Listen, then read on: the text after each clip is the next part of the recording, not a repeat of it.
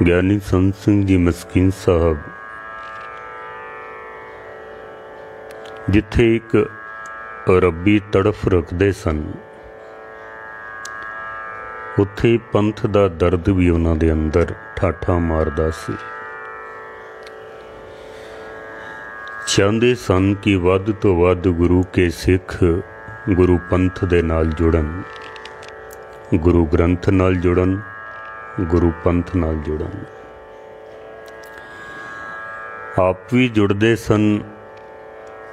ਅੰਮ੍ਰਿਤ ਵੇਲੇ ਉੱਠ ਕੇ ਇਸ਼ਨਾਨ ਕਰਨਾ, ਫਿਰ ਵਾਹਿਗੁਰੂ ਵਾਹਿਗੁਰੂ ਦਾ ਸਿਮਰਨ ਕਰਨਾ, ਨਿਤਨੇਮ ਕਰਨਾ। ਭਾਈ ਸਾਹਿਬ ਭਾਈ ਗੁਰਦਾਸ ਜੀ ਨੇ ਜੋ ਸਿੱਖ ਦੀ ਵਿਆਖਿਆ ਕੀਤੀ ਹੈ, ਕੁਰਬਾਨੀ ਤਿੰਨਾਂ ਗੁਰਸਿੱਖਾਂ ਪਿਛਲ ਰਾਤੀ ਉੱਠ ਬਹੰਦੇ। ਕੁਰਬਾਨ ਜਾਂਦਾ ਹਾਂ ਉਹਨਾਂ ਗੁਰਸਿੱਖਾਂ ਤੋਂ ਜਿਹੜੇ ਪਿਛਲ ਰਾਤ ਅੰਮ੍ਰਿਤ ਵੇਲੇ ਉੱਠ ਜਾਂਦੇ ਹਨ। ਬਾਬਾ ਫਰੀਦ ਤਾਂ ਕਹਿੰਦੇ ਨੇ ਕਿ ਪਿਛਲ ਰਾਤ ਨਾ ਜਾਗਿਓ, ਜੀਵੰਦੜੋ ਮੋਇਓ ਏ। ਉਹ ਤੇ ਮਰੇ ਹੋਏ ਦੇ ਸਮਾਨ ਹੈ। ਮਸਕੀਨ ਸਾਹਿਬ ਜੀ ਅੰਮ੍ਰਿਤ ਵੇਲੇ ਉੱਠ ਜਾਇਆ ਕਰਦੇ ਸਨ। ਫਿਰ ਕੁਰਬਾਨੀ ਤਿੰਨਾਂ ਗੁਰਸਿੱਖਾਂ ਅੰਮ੍ਰਿਤ ਵੇਲੇ ਸਰ ਨਾ ਬੰਦੇ। ਅੰਮ੍ਰਿਤ ਵੇਲੇ ਕੇਸ਼ੀ ਇਸ਼ਨਾਨ ਕਰਨਾ। ਕੁਰਬਾਨੀ ਤਿੰਨਾਂ ਗੁਰਸਿੱਖਾਂ ਹੋਏ ਇੱਕ ਮਨ ਗੁਰ ਜਾਪ ਜਪੰਦੇ। ਉਹਨਾਂ ਗੁਰਸਿੱਖਾਂ ਤੋਂ ਕੁਰਬਾਨ ਜਾਂਦਾ ਹਾਂ ਜਿਹੜੇ ਇੱਕ ਮਨ ਹੋ ਕੇ ਗੁਰੂ ਦਾ ਜਪ ਜਪਦੇ ਹਨ। ਭਾਈ ਗੁਰਦਾਸ ਜੀ, ਕਿਉਂਕਿ ਗੁਰੂ ਨਾਨਕ ਸੱਚੇ ਪਾਤਸ਼ਾਹ ਨੇ ਅੰਮ੍ਰਿਤ ਵੇਲਾ ਸਾਡੀ ਝੋਲੀ ਵਿੱਚ ਪਾਇਆ ਹੈ। ਮਸਕੀਨ ਜੀ ਨੇ ਪਹਿਲੇ ਬਾਣੀ ਨੂੰ ਆਪ ਕਮਾਇਆ। ਅੰਮ੍ਰਿਤ ਵੇਲੇ ਉੱਠਦੇ ਨੇ, ਨਿਤਨੇਮ ਕਰਦੇ ਨੇ, ਆਪ ਜੁੜਦੇ ਹਨ, ਫਿਰ ਸੰਗਤਾਂ ਨੂੰ ਜੋੜਦੇ ਹਨ। ਜਿੱਥੇ ਸਾਲ ਭਰ ਮਸਕੀਨ ਜੀ ਸਮਾਗਮ ਕਰਿਆ ਕਰਦੇ ਸਨ, ਸਮਾਂ ਨਹੀਂ ਸੀ ਆਉਂਦਾ ਉਹਨਾਂ ਕੋਲ। 2-2, 3-3 ਸਾਲ ਦੀਆਂ ਤਰੀਕਾਂ ਅੱਗੇ ਤੋਂ ਅੱਗੇ ਬੁੱਕ ਹੁੰਦੀਆਂ ਸਨ ਉਹਨਾਂ ਦੀਆਂ, ਅੱਗੇ ਤੋਂ ਅੱਗੇ।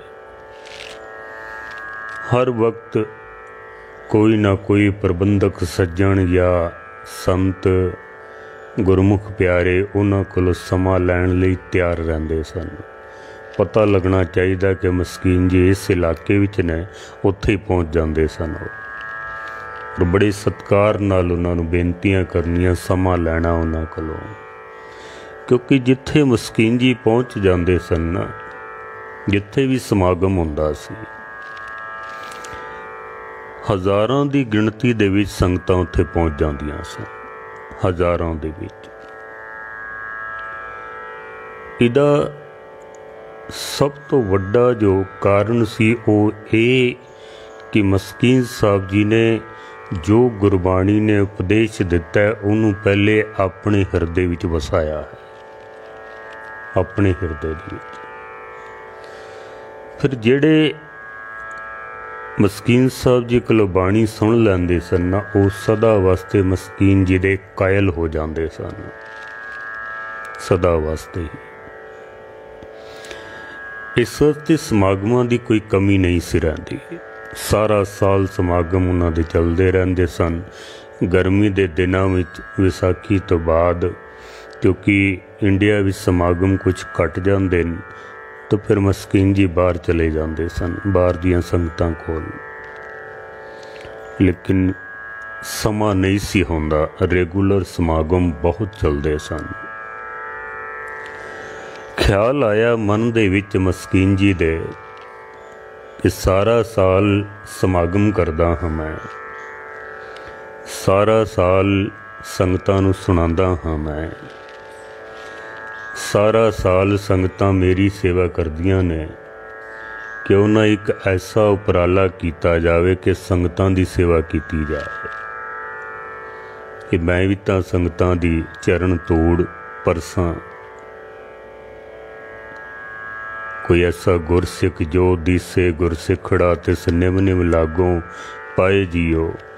कोई ऐसे गुरसिख दे मैनू भी दर्शन हो जान, कोई उन्हां दी तोड़ मिल जावे, मेरा भी जीवन सफल हो जाए।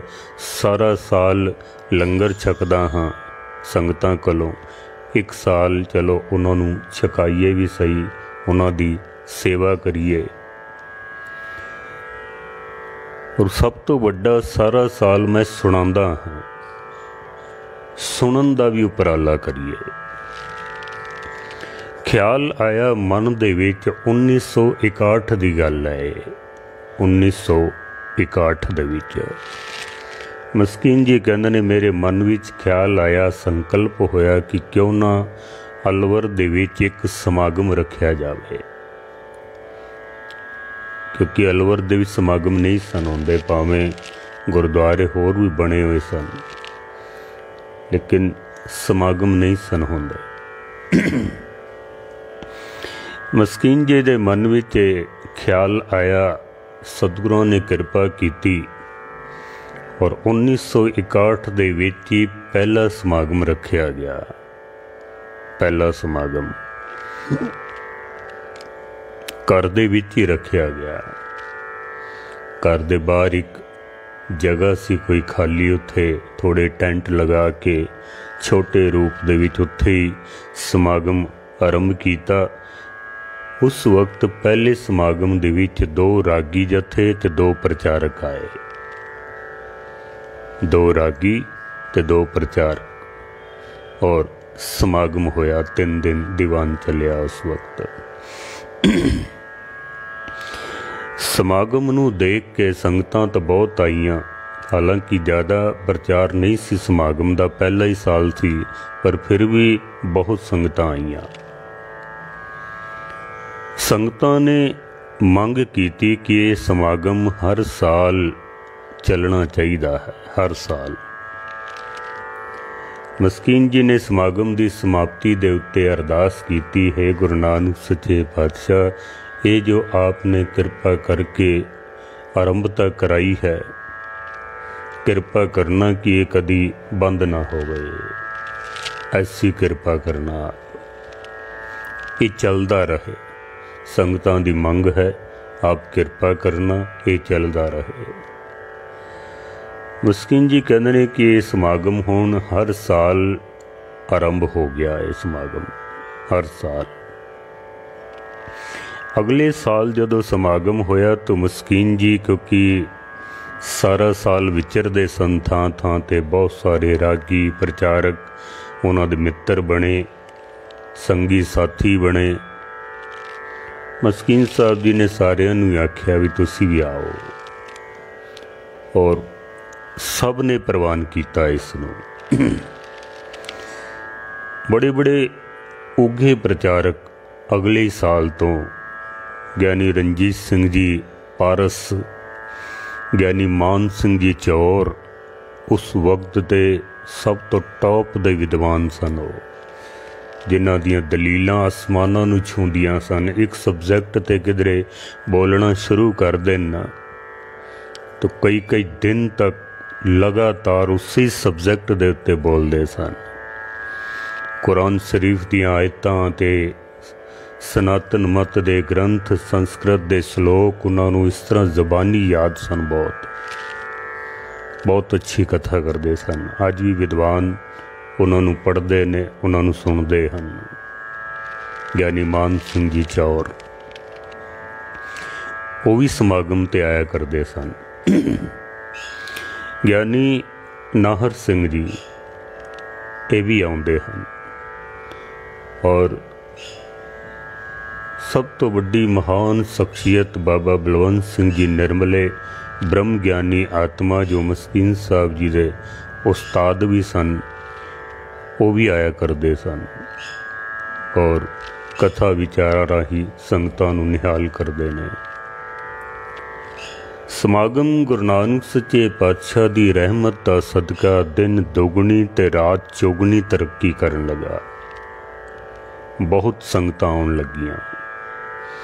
आस पास दे इलाकों दे विच पता चल गया कि ये पक्कियां तरीकां ने 1 2 3 मार्च दियां, और संगत बहुत आन लग पई।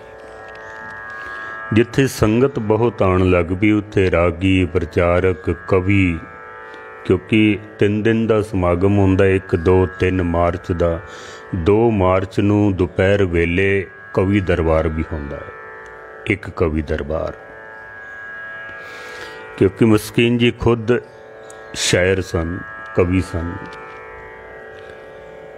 तो कवियां का सन्मान भी बहुत करते सन मस्कीन साहब जी। रागी जत्थे बहुत आण लग पे, कथावाचक बहुत आण लग पे। मस्कीन जी का यह सुभाव सी गुरबाणी दियां पंक्तियां कि जो शरण आवे तिस कंठ लावे, ये बिरध स्वामी संदा। ये गुरु नानक दा घर है, ते गुरु नानक दे घर विच कोई भी आवे, मैं उसनूं क्यों मना कर सकदा। अजकल दी तरह नहीं है कि हुंदा गुरु नानक दा समागम है, हुंदा गुरु नानक दा घर है, लेकिन मत उत्थे प्रबंधकां दी चलदी है जां आम बंदे दी चलदी है, इस तरह कह लो। गुरु नानक दी मत नहीं चलदी। गुरु नानक तो किसी नूं मना कर ही नहीं सकते हैं। उत्थे ते भावें कोई चोर आवे, डाकू आवे, कोई संत आवे, गुरमुख आवे, अमीर आवे, गरीब आवे, कोई राजा आवे, कोई भिखारी आवे, किसी नूं गुरु नानक मना कर नहीं सकते। मस्कीन साहब जी भी किसी नूं मना नहीं सन करते, किसी नूं नहीं। बहुत समागम बहुत वड्डा हुंदा गया और उन्हां दी तरतीब बड़ी प्यारी सी। हर छोटे वड्डे रागी दा पूरा ख्याल रखिया जांदा सी। उहदी रिहाइश दा प्रबंध, उहदे लंगर पानी दा प्रबंध, चाह दा प्रबंध, नाश्ते दा प्रबंध, सारा प्रबंध किया जांदा सी। बहुत किसी नूं किसी गल दी कोई कमी नहीं सी रहिंदी। जिन्हों पहले समा दिता गया सवेर दे दीवान विच, शाम दे दीवान विच उसनूं सेंटर दे विच विचकार समा दिता जांदा सी। जिन्हों लास्ट विच समा मिलिया उसनूं अगले दीवानां विच, इस तरह घुमा फिरा के सारिआं नूं इक्के जिहा समा दिता जांदा सी।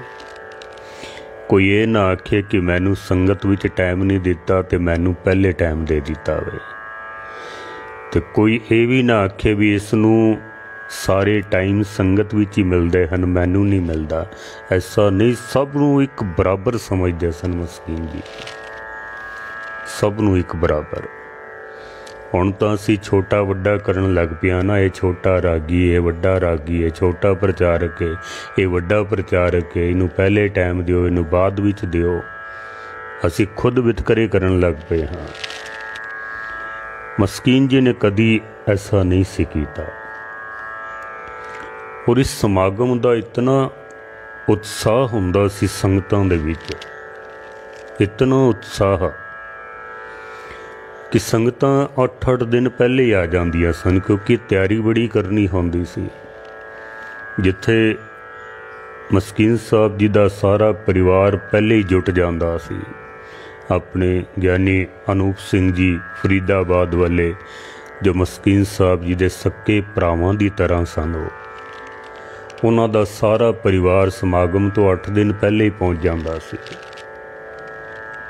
सरदार मनजीत सिंह जी चावला फरीदाबाद वाले, उन्हां दा परिवार, साडे सत्कारयोग पिंकी भैन जी, ये सब परिवार सारा इकट्ठा हो के कणक साफ करनी, दालां चौल राशन दियां चीज़ां सब साफ सुथरियां करके संगतां वास्ते पहले ही तैयारी कर लेंदे सन। फिर सफाइयां करनियां, कमरे दियां बिस्तरे साफ करने, चदरां, किसी नूं किसी चीज़ की कोई परेशानी ना आवे, किसी नूं कोई तंगी ना आवे किसी नूं। सारा परिवार ही सेवा करता सी और बहुत सारिया संगतां भी पहले पहुँच जांदियां सन मदद करन वास्ते। उन्होंने सेवा का चाह हुंदा सी भी संगतां ने आउणा है। मस्कीन साहब जी कहंदे ने कि ये समागम इतना वड्डा हुंदा गया, इतना वड्डा हुंदा गया कि मेरी जेब छोटी पै गई।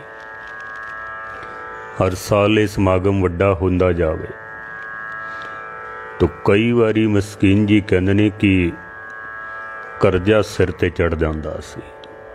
ਕਰਜ਼ਾ ਹੋ ਜਾ, ਕਿਉਂਕਿ ਸਾਰਾ ਰਸਤ ਪਾਣੀ ਬਾਜ਼ਾਰ ਤੋਂ ਖਰੀਦਣਾ, ਸਮਾਗਮ ਤੋਂ ਬਾਅਦ ਉਹਨਾਂ ਨੂੰ ਪੈਸੇ ਤਾਰਨੇ ਹੁੰਦੇ ਸਨ। ਕਰਜ਼ਾ ਚੜ੍ਹ ਜਾਂਦਾ ਸੀ ਸਿਰ 'ਤੇ, ਕਿਉਂਕਿ ਸੰਗਤਾਂ ਬਹੁਤ ਆਉਣ ਲੱਗ ਪਈਆਂ, ਰਾਗੀ ਪ੍ਰਚਾਰਕ ਸਭ ਨੂੰ ਭੇਟਾਵਾਂ ਵੀ ਦੇਣੀਆਂ।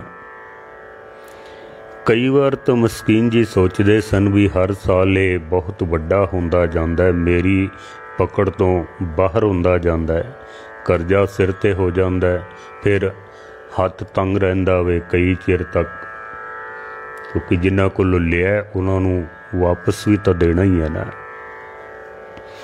ਕਿਉਂਕਿ ਸੰਗਤ, ਰਾਗੀ, ਪ੍ਰਚਾਰਕ, ਉਹਨਾਂ ਵਾਸਤੇ ਰਿਹਾਇਸ਼ ਦਾ ਪ੍ਰਬੰਧ ਕਰਨਾ, ਹੋਟਲ ਕਮਰੇ ਕਿਰਾਏ 'ਤੇ ਲੈਣੇ, ਧਰਮਸ਼ਾਲਾ ਲੈਣੀ, ਫਿਰ ਉਹਨਾਂ ਦੇ ਆਉਣ ਜਾਣ ਦੇ ਸਾਧਨ ਦਾ ਵੀ ਪ੍ਰਬੰਧ ਕਰਨਾ, ਲੰਗਰ ਪਾਣੀ, ਰਿਹਾਇਸ਼, ਬੇਅੰਤ ਖਰਚੇ ਹੁੰਦੇ ਨੇ।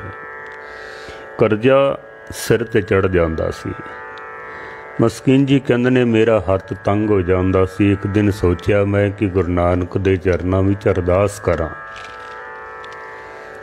ਗਿਆ ਤਾਂ ਮੈਂ ਕਿਸੇ ਹੋਰ ਮਕਸਦ ਦੇ ਨਾਲ ਸਾਂ, ਅਰਦਾਸ ਕਰਨ ਵਾਸਤੇ, ਪਰ ਗੁਰੂ ਨਾਨਕ ਸੱਚੇ ਪਾਤਸ਼ਾਹ ਨੇ ਐਸੀ ਕਿਰਪਾ ਕੀਤੀ ਮੇਰੇ 'ਤੇ ਕਿ ਮਸਕੀਨ ਜੀ ਦੇ ਮੁਖ ਤੋਂ ਅਰਦਾਸ ਨਿਕਲੀ ਵੀ ਹੈ ਗੁਰੂ ਨਾਨਕ ਸੱਚੇ ਪਾਤਸ਼ਾਹ, ਇਹ ਤੁਹਾਡੀ ਰਹਿਮਤ ਦਾ ਸਦਕਾ ਇਹ ਸਮਾਗਮ ਆਰੰਭ ਹੋਇਆ ਵੇ। ਇਤਨਾ ਵੀ ਮੇਰਾ ਹੱਥ ਤੰਗ ਨਾ ਕਰਨਾ ਕਿ ਸਮਾਗਮ ਦੇ ਵਿੱਚ ਵਿਘਨ ਪੈ ਜਾਏ। ਇਹ ਅਰਦਾਸ ਦੇ ਬੋਲ ਨਿਕਲੇ। ਉੱਥੇ ਗਏ ਤਾਂ ਕੁਛ ਹੋਰ ਢੰਗ ਨਾਲ ਅਰਦਾਸ ਕਰਨ, ਪਰ ਇਹ ਬੋਲ ਨਿਕਲੇ ਵੀ ਹੈ ਸੱਚੇ ਪਾਤਸ਼ਾਹ, ਇਤਨਾ ਵੀ ਮੇਰਾ ਹੱਥ ਤੰਗ ਨਾ ਕਰੀ ਕਿ ਸਮਾਗਮ ਦੇ ਵਿੱਚ ਵਿਘਨ ਪੈ ਜਾਏ, ਕਿਉਂਕਿ ਇਤਨੀਆਂ ਸੰਗਤਾਂ ਪਿਆਰ ਨਾਲ ਜੁੜਦੀਆਂ ਹਨ ਕਿ ਕਿਧਰੇ ਵਿਘਨ ਨਾ ਪੈ ਜਾਵੇ। ਉਸ ਸਤਿਗੁਰਾਂ ਦਾ ਐਸਾ ਆਪਣੇ ਸਿੱਖ ਦੇ ਉੱਤੇ ਮਿਹਰ ਭਰਿਆ ਹੱਥ ਹੁੰਦਾ ਹੈ ਕਿ ਬਿਰਥੀ ਕਦੇ ਨਾ ਹੋਵੀ ਜਨ ਕੀ ਅਰਦਾਸ, ਨਾਨਕ ਜੋਰ ਗੋਬਿੰਦ ਕਾ ਪੂਰਨ ਗੁਣਤਾਸ। ਜੇ ਸੱਚੇ ਦਿਲੋਂ ਸੱਚੇ ਮਾਰਗ ਤੇ ਚੱਲਦਿਆਂ ਹੋਇਆਂ ਅਗਰ ਅਰਦਾਸ ਕੀਤੀ ਜਾਵੇ, ਉਹਦੇ ਵਿੱਚ ਕਦੀ ਵਿਘਨ ਨਹੀਂ ਪੈ ਸਕਦੇ ਹਨ, ਬਲਕਿ ਗੁਰੂ ਨਾਨਕ ਸੱਚੇ ਪਾਤਸ਼ਾਹ ਆਪ ਵਿੱਚ ਵਰਤ ਕੇ ਵਿਘਨ ਦੂਰ ਕਰ ਦਿੰਦੇ ਹਨ ਸਾਰੇ। ਸਮਾਗਮ ਵੱਡਾ ਹੁੰਦਾ ਗਿਆ ਸਤਿਗੁਰੂ ਦੀ ਕਿਰਪਾ ਦਾ ਸਦਕਾ। ਜਿਹੜੀ ਜਗ੍ਹਾ ਸੀ ਨਾ ਜਿੱਥੇ ਸਮਾਗਮ ਕਰਦੇ ਸਨ, ਆਪਣੇ ਮਕਾਨ ਦੇ ਕੋਲ ਹੀ ਕੋਈ ਖਾਲੀ ਜਗ੍ਹਾ ਸੀ ਉੱਥੇ, ਹੁਣ ਤਾਂ ਬਹੁਤ ਸਾਰੇ ਮਕਾਨ ਬਣ ਗਏ ਨੇ, ਉੱਥੇ ਜਗ੍ਹਾ ਘੱਟ ਪੈਣ ਲੱਗ ਪਈ। ਸੰਗਤਾਂ ਦੇ ਨਾਲ ਕੁਝ ਵਿਚਾਰ ਕੀਤੀ ਵੀ ਜਗ੍ਹਾ ਹੁਣ ਘੱਟ ਪੈਂਦੀ ਏ, ਰਾਗੀਆਂ ਦੀ ਸਟੇਜ 'ਤੇ ਬਹਿਣ ਵਾਸਤੇ ਜਗ੍ਹਾ ਘੱਟ ਪੈਂਦੀ ਹੈ, ਸੰਗਤਾਂ ਦੇ ਸਾਹਮਣੇ ਸੰਗਤ ਵਿੱਚ ਬਹਿਣ ਵਾਸਤੇ ਜਗ੍ਹਾ ਘੱਟ ਪੈ ਜਾਂਦੀ ਹੈ, ਰਿਹਾਇਸ਼ ਦੀ ਜਗ੍ਹਾ ਘੱਟ ਪੈਂਦੀ ਹੈ। ਕਿਉਂ ਨਾ ਇੱਕ ਵੱਡੀ ਜਗ੍ਹਾ ਖਰੀਦੀ ਜਾਵੇ ਸਮਾਗਮ ਵਾਸਤੇ, ਇੱਕ ਵੱਡੀ ਜਗ੍ਹਾ। ਮਸਕੀਨ ਜੀ ਦੇ ਮਿੱਤਰ ਸਨ ਸਰਦਾਰ ਪਰਮੇਸ਼ਰਾ ਸਿੰਘ ਜੀ ਮੱਧ ਪ੍ਰਦੇਸ਼ ਵਾਲੇ। ਉਹਨਾਂ ਨੇ ਉਸ ਵਕਤ ਮਸਕੀਨ ਜੀ ਨੂੰ 1 ਲੱਖ ਰੁਪਈਆ ਕਰਜ਼ ਦੇ ਤੌਰ ਤੇ ਦਿੱਤਾ। 1 ਲੱਖ ਰੁਪਈਆ, 1 ਲੱਖ ਰੁਪਇਆ ਮਸਕੀਨ ਜੀ ਨੇ ਪੰਜਾਬ ਸਿੰਧ ਬੈਂਕ ਤੋਂ ਲਿਆ ਉਧਾਰ ਕਰਜ਼ ਦੇ ਤੌਰ ਤੇ, ਕਿਉਂਕਿ ਉੱਥੇ ਮੈਨੇਜਰ ਸਨ ਸਰਦਾਰ ਇੰਦਰਜੀਤ ਸਿੰਘ ਜੀ, ਜੋ ਬੜੇ ਗੁਰਮੁਖ ਸਨ, ਉਹ ਬੈਂਕ ਦੇ ਮੈਨੇਜਰ ਸਨ। ਉਹਨਾਂ ਨੇ 1 ਲੱਖ ਰੁਪਈਆ ਬੈਂਕ ਵਿੱਚੋਂ ਪਾਸ ਕਰ ਦਿੱਤਾ। ਕੁਛ ਮਸਕੀਨ ਸਾਹਿਬ ਜੀ ਨੇ ਆਪਣੇ ਕੋਲੋਂ ਪਾ ਕੇ ਤੇ ਇੱਕ ਵੱਡੀ ਜਗ੍ਹਾ ਖਰੀਦੀ ਗਈ, ਜਿੱਥੇ 2005 ਤੋਂ ਪਹਿਲੇ ਸਮਾਗਮ ਹੁੰਦਾ ਰਿਹਾ ਵੇ। 2005 ਤੋਂ ਉਸ ਸਥਾਨ ਤੇ ਜਗ੍ਹਾ ਖਰੀਦ ਕੇ ਤੇ ਬਿਲਡਿੰਗ ਦਾ ਕੰਮ ਆਰੰਭ ਕੀਤਾ, ਤੇ ਬਿਲਡਿੰਗ ਦੀ ਦੇਖ ਰੇਖ ਵਾਸਤੇ ਸਰਦਾਰ ਪਰਮੇਸ਼ਰਾ ਸਿੰਘ ਨੂੰ ਨਿਯੁਕਤ ਕੀਤਾ ਗਿਆ, ਕਿਉਂਕਿ ਉਹਨਾਂ ਨੂੰ ਬਿਲਡਿੰਗ ਬਣਾਉਣ ਦਾ ਬੜਾ ਅਨੁਭਵ ਸੀ। ਓਂਕਾਰੇਸ਼ਵਰ ਦੇ ਵਿੱਚ ਵੀ ਜਿਹੜਾ ਗੁਰਦੁਆਰਾ ਬਣਾਇਆ ਉਹ ਵੀ ਉਹਨਾਂ ਨੇ ਬਣਵਾਇਆ ਸੀ, ਉਹਨਾਂ ਦੀ ਦੇਖ ਰੇਖ ਵਿੱਚ ਬਣਿਆ ਸੀ। ਪਰ ਮਸਕੀਨ ਜੀ ਨੇ ਸਮਾਗਮਾਂ 'ਤੇ ਵੀ ਜਾਣਾ ਹੁੰਦਾ ਸੀ, ਇਸ ਕਰਕੇ ਉਹਨਾਂ ਕੋਲ ਸਮਾਂ ਵੀ ਨਹੀਂ ਹੁੰਦਾ ਸੀ। ਇਹ 1970 ਦੇ ਵਿੱਚ ਇਹ ਸਮਾਗਮ ਅਸਥਾਨ ਬਣ ਕੇ ਤਿਆਰ ਹੋਇਆ। ਕੁਛ ਕਮਰੇ ਵੀ ਬਣੇ, ਜਗ੍ਹਾ ਵੀ ਖੁੱਲੀ, ਸਟੇਜ ਬਣਾਈ ਗਈ ਬੜੀ ਸੋਹਣੀ। ਉਸ ਸਥਾਨ ਤੇ ਫਿਰ 1, 2, 3 ਮਾਰਚ ਦਾ ਸਮਾਗਮ ਜਦੋਂ ਪਹਿਲੀ ਵਾਰ ਰੱਖਿਆ ਗਿਆ ਨਾ ਉਸ ਸਥਾਨ ਤੇ ਜਿੱਥੇ ਬਹੁਤ ਸਾਰੇ ਰਾਗੀ ਪ੍ਰਚਾਰਕ ਤੇ ਕਵੀ ਪਹੁੰਚੇ, ਉੱਥੇ ਬਹੁਤ ਸਾਰੇ ਸੰਤ ਮਹਾਂਪੁਰਸ਼ ਵੀ ਪਹੁੰਚੇ ਹਨ, ਕਿਉਂਕਿ ਮਸਕੀਨ ਜੀ ਦੀ ਬਹੁਤ ਘੁੰਮਦਿਆਂ ਫਿਰਦਿਆਂ ਬਹੁਤ ਸਾਰੇ ਸੰਤਾਂ ਮਹਾਂਪੁਰਸ਼ਾਂ ਦੇ ਨਾਲ ਜਾਣ ਪਛਾਣ ਬਹੁਤ ਵੱਧ ਗਈ ਸੀ, ਤੇ ਜਿਹੜੇ ਵੀ ਮਿਲਦੇ ਸਨ ਉਹ ਫਿਰ ਬਹੁਤ ਪ੍ਰੇਮੀ ਹੋ ਜਾਂਦੇ ਸਨ ਮਸਕੀਨ ਜੀ ਦੇ। ਉਹਨਾਂ ਨੇ ਵੀ ਆਉਣਾ ਸ਼ੁਰੂ ਕਰ ਦਿੱਤਾ। ਫਿਰ ਸਿੰਘ ਸਾਹਿਬ ਜੀ ਆਏ, ਸਿੰਘ ਸਾਹਿਬ ਗਿਆਨੀ ਚੇਤ ਸਿੰਘ ਜੀ, ਸਿੰਘ ਸਾਹਿਬ ਗਿਆਨੀ ਸਾਧੂ ਸਿੰਘ ਜੀ, ਉਹ ਵੀ ਪਹੁੰਚੇ। ਜਥੇਦਾਰ ਸ੍ਰੀ ਅਕਾਲ ਤਖਤ ਸਾਹਿਬ ਪਹੁੰਚੇ। ਸਮਾਗਮ ਹੁਣ ਹੋਰ ਵੱਡਾ ਹੋ ਗਿਆ ਹੈ, ਹੋਰ ਜ਼ਿਆਦਾ ਵੱਡਾ। ਇਹਨਾਂ ਸਾਰੀਆਂ ਮਹਾਨ ਹਸਤੀਆਂ ਨੇ ਔਰ ਗੁਰੂ ਕੀਆਂ ਸੰਗਤਾਂ ਨੇ, ਮਸਕੀਨ ਜੀ ਕਹਿੰਦੇ ਨੇ ਮੈਂ ਗੁਰੂ ਨਾਨਕ ਦੇ ਚਰਨਾਂ ਵਿੱਚ ਮੱਥਾ ਟੇਕਿਆ, ਇਹਨਾਂ ਕੋਲੋਂ ਸਾਰਿਆਂ ਕੋਲੋਂ ਅਸੀਸ ਲਈ। ਇਹ ਸਮਾਗਮ ਬਦਸਤੂਰ ਇਸੇ ਤਰ੍ਹਾਂ ਹੀ ਚੱਲਦਾ ਰਹੇ, ਇਸ ਤਰ੍ਹਾਂ ਹੀ ਬਸ ਗੁਰੂ ਨਾਨਕ ਸੱਚੇ ਪਾਤਸ਼ਾਹ ਜੀ ਬਰਕਤਾਂ ਪਾਉਂਦੇ ਰਹੇ ਤੇ ਸਮਾਗਮ ਇਸ ਤਰ੍ਹਾਂ ਹੀ ਵੱਧਦਾ ਹੀ ਗਿਆ, ਵੱਧਦਾ ਹੀ ਗਿਆ। ਬੜੀਆਂ ਬੜੀਆਂ ਮਹਾਨ ਹਸਤੀਆਂ ਵੀ ਆਉਣੀਆਂ ਸ਼ੁਰੂ ਹੋ ਗਈਆਂ। 2005 ਤੋਂ ਜੋ ਮਸਕੀਨ ਜੀ ਨੇ ਸਮਾਗਮ, ਕਿਉਂਕਿ ਬਹੁਤ ਵੱਡਾ ਹੋ ਚੁੱਕਾ ਸੀ, ਇੱਕ ਹੋਰ ਵੱਡੀ ਜਗ੍ਹਾ ਖਰੀਦੀ ਅਲਵਰ ਸ਼ਹਿਰ ਤੋਂ ਬਾਹਰ ਵਾਲੇ ਪਾਸੇ, ਜਿੱਥੇ ਹੁਣ ਸਮਾਗਮ ਹੁੰਦਾ ਨਾ, ਤੁਸੀਂ ਦੇਖਦੇ ਹੋ ਟੀਵੀ ਤੇ, ਹੁਣ ਤਾਂ ਕੋਈ ਕਮੀ ਨਹੀਂ ਹੈ।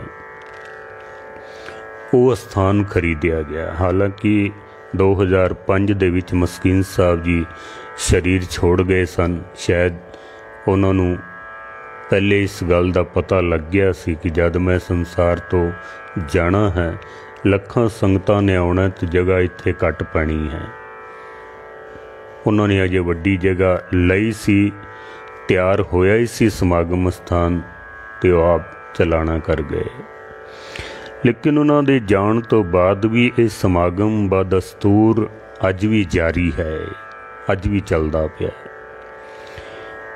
ਔਰ ਕੋਈ ਕਮੀ ਨਹੀਂ ਆਈ ਹੈ, ਬਲਕਿ ਪਹਿਲੇ ਨਾਲੋਂ ਵੀ ਵੱਧਦਾ ਹੀ ਪਿਆ ਵੇ। ਅਸੀਂ ਹਰ ਸਾਲ ਦੇਖਦੇ ਹਾਂ ਉੱਥੇ ਵੱਧਦਾ ਹੀ ਪਿਆ ਕੰਮ, ਹਰ ਸਾਲ।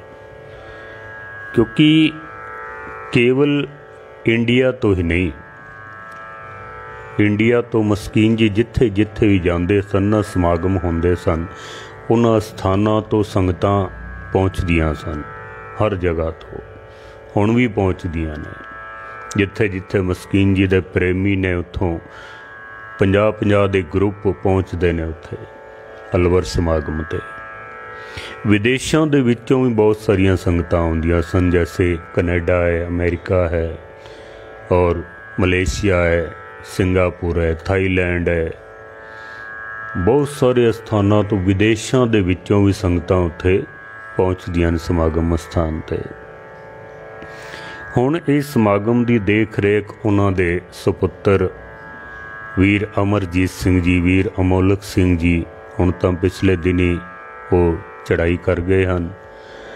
ਵੀਰ ਭੁਪਿੰਦਰ ਸਿੰਘ ਔਰ ਉਹਨਾਂ ਦੇ ਬੇਟੇ ਭਤੀਜੇ ਮੇਛੀ ਸਿੰਘ ਜੀ, ਇਹ ਸਾਰੀ ਦੇਖ ਰੇਖ ਕਰਦੇ ਨੇ, ਸਾਰਾ ਪਰਿਵਾਰ ਦੇਖ ਰੇਖ ਕਰਦਾ ਹੈ, ਬੜੀ ਮਿਹਨਤ ਕਰਦੇ ਨੇ। ਸਾਰਿਆਂ ਦੇ ਰਿਹਾਇਸ਼ ਦਾ ਪ੍ਰਬੰਧ ਕੀਤਾ ਜਾਂਦਾ। ਹਾਲਾਂਕਿ 50 ਕਮਰੇ ਸਮਾਗਮ ਸਥਾਨ ਤੇ ਬਣੇ ਹੋਏ ਨੇ, ਆਉਣ ਵਾਲੇ ਸਥਾਨ ਤੇ। ਉਸ ਤੋਂ ਬਾਵਜੂਦ ਵੀ 2-3 ਹੋਟਲ ਤੇ ਧਰਮਸ਼ਾਲਾ ਵੀ ਰੱਖਣੀਆਂ ਪੈਂਦੀਆਂ ਨੇ। ਫਿਰ ਸਕੂਲ ਹੈ ਸ੍ਰੀ ਗੁਰੂ ਹਰਕ੍ਰਿਸ਼ਨ ਪਬਲਿਕ ਸਕੂਲ, ਉੱਥੇ ਵੀ ਸੰਗਤਾਂ ਨੂੰ ਠਹਿਰਾਇਆ ਜਾਂਦਾ ਵੇ। ਕਮੀ ਕਿਸੇ ਨੂੰ ਨਹੀਂ ਆਉਣ ਦਿੱਤੀ ਜਾਂਦੀ, ਸਾਰਿਆਂ ਦਾ ਬਹੁਤ ਖਿਆਲ ਰੱਖਿਆ ਜਾਂਦਾ ਹੈ। ਲੰਗਰ ਪਾਣੀ ਦਾ ਇਤਨਾ ਵਧੀਆ ਪ੍ਰਬੰਧ ਹੁੰਦਾ ਹੈ ਕਿ ਜਿਤਨੀ ਮਰਜ਼ੀ ਸੰਗਤ ਆ ਜਾਵੇ, ਕਦੀ ਕੋਈ ਤੋਟ ਨਹੀਂ ਆਈ, ਕੋਈ ਕਮੀ ਨਹੀਂ ਆਈ, ਕੋਈ कह नहीं सकता कि मैनू फलानी चीज़ नहीं मिली है। मैडिकल दे कैंप लगते ने, मस्कीन जी दे प्यार दा सदका अमृतसर साहब जो जोड़ियां दी सेवा करते हैं ना, चौहान साहब हुण तां नहीं रहे, वो भी अपनी टीम लैके ते जोड़ियां दी सेवा करने वास्ते पहुँचते हैं। 3 दिन उत्थे ही रहिंदे ने। वो भी बहुत सारिया दुकानां भी जिहदे उत्ते गुरमत दे अनुकूल समान साजो समान मिलते हैं। और कई प्रेमी अपने वालों बहुत सेवावां करते हैं उत्थे। इस समागम भी इतना वड्डा हो गया है कि तुसी देखो कि 3 दिन का समागम होंदा ते 6 दीवान सजदे हैं। 1 तरीक नूं, 2 तरीक ते 3 तरीक 6 दीवान सजदे ने। 2 तरीक नूं दोपहर नूं कवि दरबार सजदा है। ये मस्कीन जी दे समय तो ही उस तरीके नाल चलदा पिया है। और इस समागम दे विच रागी प्रचारकां नूं समा बड़ा लिमिटेड मिलता है। कथावाचक नूं सिर्फ 5 मिनट। तुसीं देखदे हो लाइव ते कथावाचक नूं 5 मिनट, रागी जथे नूं 10 मिनट। कोई विशेष करके कोई रागी या कोई सिंह साहब आए होन तो उन्होंने थोड़ा समा वध हो जाता है, वरना सब नूं इक्को जिहा समा में दिता जाता है। सवेरे 5 बजे आसा दीवार तो समागम की आरंभता हो जाती है। शामी 4-5 बजे मसे दीवान की समाप्ति करनी पैंदी है, पर रागी प्रचारकों की फिर भी कोई कमी नहीं रही। फिर भी कोई कमी नहीं रही। थोड़ी देर आराम किया जाता है। शामी रहरास तो बाद फिर समागम शुरू हो जाता है, जो रात नूं 2 भी वज जाते हैं, 3 भी वज जाते हैं। फिर भी समाप्ति करनी पैंदी है। रागी प्रचारकों की फिर भी कोई कमी नहीं रही। समाप्ति फिर भी करनी पैंदी है। इस मस्कीन साहब जी दी बंदगी दा सदका इस समागम विश्व प्रसिद्ध हो गया है। मैं नहीं समझदा कि शायद किसी प्रचारक वालों समागम शुरू किया होया इतना वड्डे पद्धर ते हुंदा होवे पूरे विश्व दे विच। मेरे देखे तो कोई दूसरा है नहीं है। कोई होर होवे तो शायद मेरी नॉलेज विच नहीं है, पर इतना वड्डा समागम नहीं है किधरे भी। जिस वक्त समागम का आखिरी दिन होंदा ना, 3 मार्च की रात नूं सारी रात रहन सबाई होंदी है।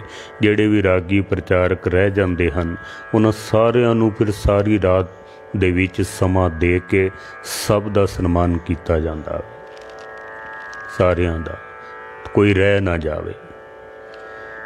उस तो बाद फिर जदों तक मस्कीन जी सन तो मस्कीन जी दे होंदियां जद समागम की समाप्ति होंदी सी, बाबा लक्ष्मण सिंह जी बड़ी पहुंची हुई आत्मा, वो तुम्बी दे नाल शब्द पढ़ते सन। तुम्बी दे नाल बस उन्हां दी तुम्बी वजी ते समझो कि समागम समाप्ति होने वाला है। ये एक समझ लो कि इशारा सी उन्हां वालों। वो आखिरी दीवान दे विच सब तो लास्ट दे विच बाबा लक्ष्मण सिंह जी वो शब्द पढ़िया करते सन और उहदे नाल ही समाप्ति हो जाया करती सी। ये निशानी सी। हुण आखिरी रात जदों होंदी है तो मस्कीन जी दे परिवार विचों भी उन्हां दियां 3 पोतरियां ने। तीनों ही पोतरियां बड़ा सुंदर कीर्तन करदियां हन। शास्त्री संगीत विच भी कीर्तन करदियां ने। बड़ी मिठी आवाज़ परमेश्वर ने उन्होंने दे कंठ विच दिती है। और उन्हों दियां नूं राणियां भी कीर्तन करदियां हन। एक शब्द की सारे हाज़री लाते हैं। परिवार वालों भी समागम विच हाज़री हो जाती है। फिर उस तो बाद सवेरे तकरीबन कोई 5:30-6 बजे आनंद साहब पढ़िया जाता। सारी रात रहरास तो आरंभ हो के सवेरे 6 बज जाते हैं, बल्कि 6 तो भी ज़्यादा हो जाते हैं। फिर आनंद साहब का पाठ किया जाता है तो फिर अरदास होंदी है, फिर समागम की समाप्ति होंदी है। बाहर जाण वालियां संगतां वास्ते पहले प्रसादा पानी पैक करके रखिया हुंदा वे भी जिन्हां ने समाप्ति तो बाद जाना होवे उन्हां नूं प्रसादे भी पैक करके दिते जांदे ने। इतना सुंदर उत्थे प्रबंध होंदा वे। सारा परिवार बड़ी सेवा करता है, बहुत सेवा करते हैं। ये मस्कीन जी की बंदगी का सदका है,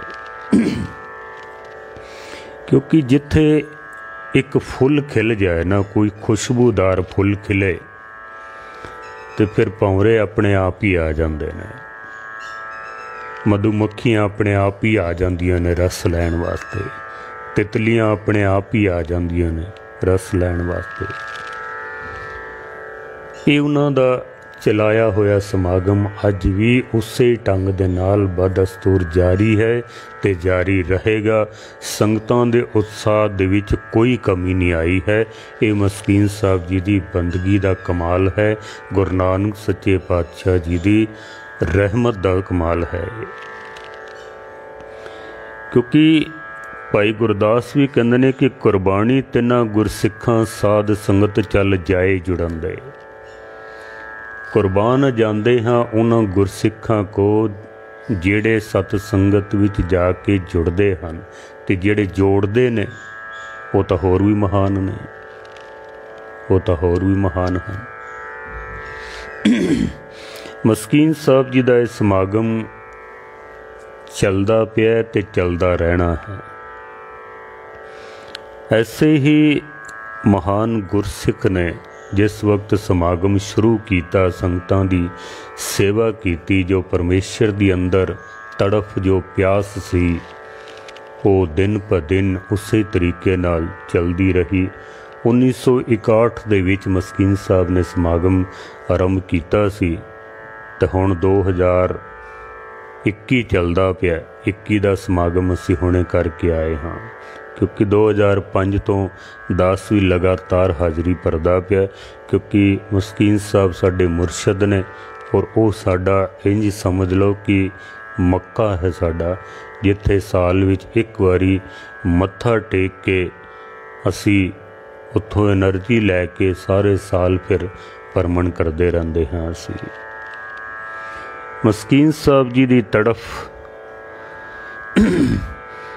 ऐ खुदा तेरे आने की आस लिए बैठा हूँ,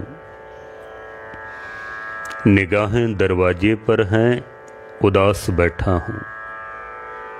ऐ खुदा तेरे आने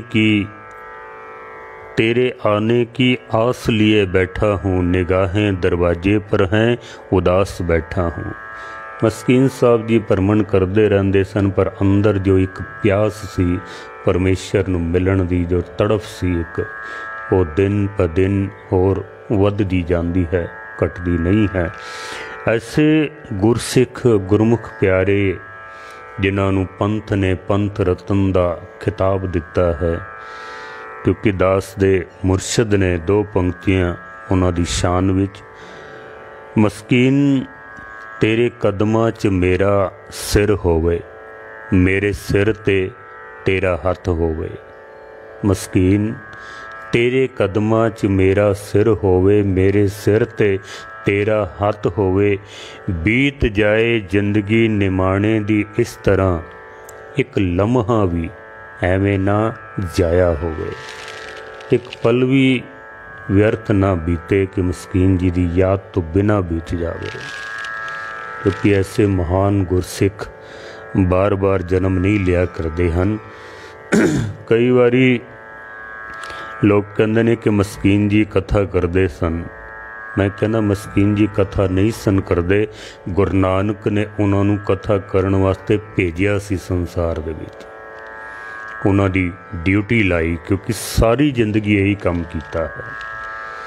ऐसे महान गुरसिख दे चरनां विच कोट कोट नमस्कार, भुल्लां चुक्कां दी क्षमा, सारियां दा धन्नवाद। बाकी विचार कल आप जी दे सन्मुख रखांगे, क्योंकि 84 दे कांड दे विच मस्कीन साहब जी ने बहुत तकलीफ़ां झेलियां हन। कल आपां 84 दे उपर विचार करांगे। भुल्लां चुक्कां दी क्षमा। सारियां दा धन्नवाद। वाहिगुरू जी का खालसा, वाहिगुरू जी की फतेह।